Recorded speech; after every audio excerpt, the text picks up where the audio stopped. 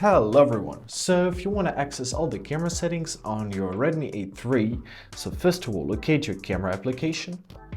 Now make sure to choose a photo mode and locate an arrow. It can be at the top of your screen or at the side of your screen, it depends on your orientation. So now tap on it and we'll see a quick settings and features. So to get the full scale of the settings, open up your settings menu by choosing this gear icon. So here you can actually do a lot of things such as scan QR codes, you choose the picture quality, choose to mirror front camera or not, adjust the automatic frame rate, change the aspect of the ratio of your photos, turn on the grid for the framing, and customize flash settings. So a lot of things, go through them by yourself, choose what's gonna be the best for you, and basically that's it. Please consider subscribing to our channel. Thank you so much for watching and have a great day.